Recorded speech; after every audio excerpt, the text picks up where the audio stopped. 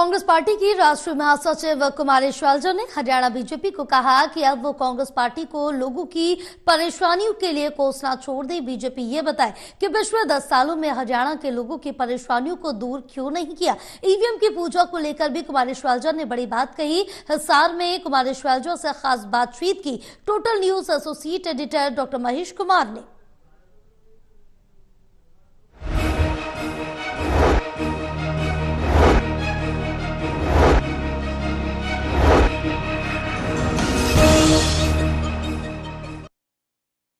Congress party की राष्ट्रीय महासचिव और सिरसा से कांग्रेसी सांसद कुमारी शैलजा इस वक्त हमारे साथ बनी हुई है। मैडम, हरियाणा विधानसभा का सत्र चल रहा है और एक बात कांग्रेसी बार बार दोहरा रहे हैं कि भारतीय जनता पार्टी को ईवीएम की पूजा करनी चाहिए। तो अब क्या लगता है कि बीजेपी के तमाम लोगों को ईवीएम की पूजा में शामिल हो जाना चाहिए?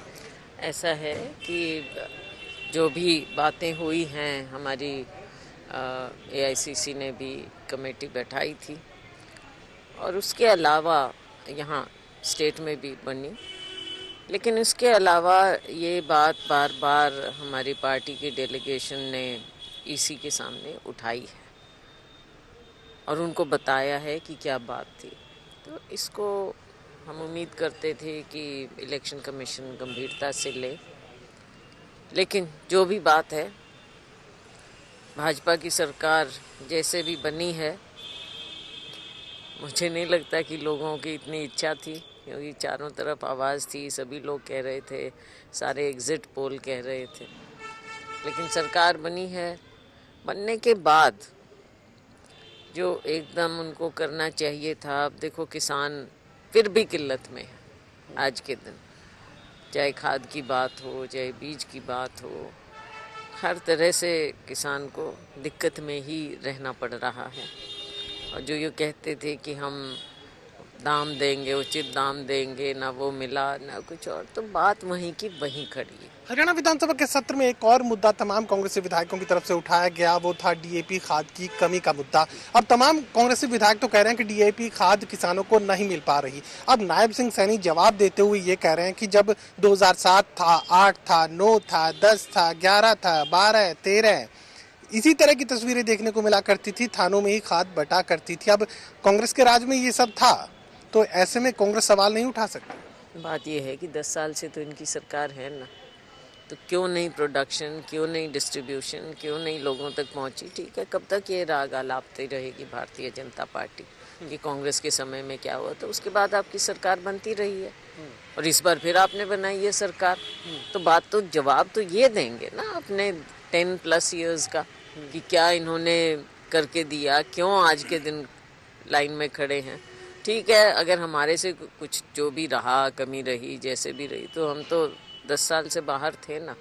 तो अब आप बताओ, जवाब आप दो, राज आप कर रहे हो, सत्ता आपको मिली है, जवाबदेही तो सरकार की रहेगी, भाजपा सरकार की। अखिल भारतीय कांग्रेस कमेटी की एक फैक्ट फाइंडिंग कमेटी हार के कारणों को लेकर, एक फैक्ट फाइंडिंग कमेटी उदयभान की तरफ से बनाई गई हार के कारणों को लेकर। अब हरियाणा और खासकर कांग्रेस पार्टी के नेता भी इस सवाल का जवाब अभी तक जानना चाहते हैं कि आखिर पार्टी हार क्यों गई। इन फैक्ट फाइंडिंग कमेटियों का जवाब कभी किसी को बताएंगे भी क्या?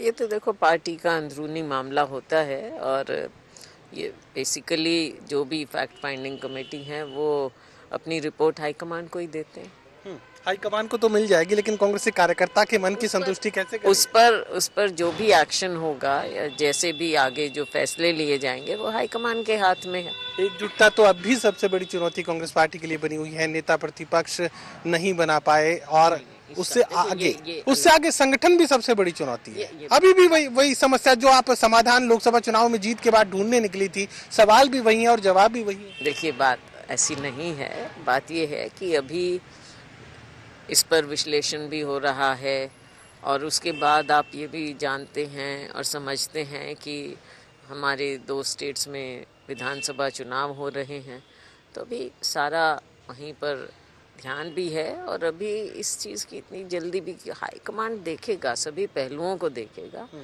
और इन पर फैसले लिए जाएंगे। आपने बात की संगठन की, बिल्कुल संगठन का अभाव है और उसे भी पूरा किया जाएगा। सवाल पहले भी किया था, सवाल फिर कर रहा हूँ, उदयभान को हटाने की जरूरत है, प्रदेशाध्यक्ष को बदलने की जरूरत है, क्या आप समझती हैं? देखो, ये चीज़ें हाईकमांड ही तय करता है वो देखेंगे कि क्या हुआ क्या नहीं हुआ, बदलाव की ज़रूरत है नहीं है, क्या करना है, किस लेवल पर क्या करना है, ये तो हाईकमांड ही करता है। हमारे कहने या कुछ उससे तो कोई फर्क पड़ता नहीं। मेरा आखिरी सवाल, जब तक कांग्रेस पार्टी के तमाम नेता एकजुट नहीं होंगे, क्या भारतीय जनता पार्टी का आने वाले समय में मुकाबला कर पाएंगे? देखो अभी तो चुनाव होके चला है और अभी सबको मैं समझती हूँ कि चाहे कोई भी हो, हम में से या नीचे से ऊपर तक अपने स्टेट में हम अपने देख रहे हैं कि हम सबको देखना तो चाहिए इस चीज़ को, अपने अपने गिरेबान में हम सबको झांकना चाहिए कि ये क्या कमी रही, क्यों कमी रही, क्या कारण है कि जनता के चाहने के बावजूद ईवीएम एक चीज़ है, एक इशू है, लेकिन उसके अलावा जो जैसा आपने कहा संगठन का अभाव रहा या और जो भी कारण रहे, क्या कारण है कि ये कमी हम पूरी नहीं कर पाए जबकि उम्मीद सबको थी। तो इसके चलिए बारे सीधी में भाषा में आपसे पूछ लेता हूं, क्या राहुल गांधी, सोनिया गांधी और मल्लिकार्जुन खड़गे को हरियाणा के संदर्भ में कोई सख्त फैसला लेने की अब जरूरत है? वक्त आ चुका है। को बात सख्ती की नहीं होती, ठीक है, डिसिप्लिन तो हर पार्टी में हर संगठन में होना चाहिए। बात यह है कि आगे सभी लोग कैसे ज़मीन पर उतरें और काम करें, पार्टी को मजबूत करें ग्रास रूट लेवल पर, बात तो ये है। चलिए टोटल न्यूज़ से बातचीत के Thank लिए you. शुक्रिया। कुमारी शैलजा कहने की कोशिश करें कि कांग्रेस पार्टी को किस तरीके से एकजुटता के साथ वो आगे बढ़ाएं। ये सबसे बड़ी चुनौती है। हार के कारणों की समीक्षा पार्टी के लोग कर रहे हैं, पार्टी के सामने वो हार के कारण भी आएंगे, लेकिन आम कांग्रेसी कार्यकर्ता किस कदर निराश इस वक्त बना हुआ है, उसकी भावना को समझने की कोशिश भी वो बखूबी करती नजर आ रही है। सहयोगी कमल के साथ doctor Mahesh Kumar, total news, Hisar.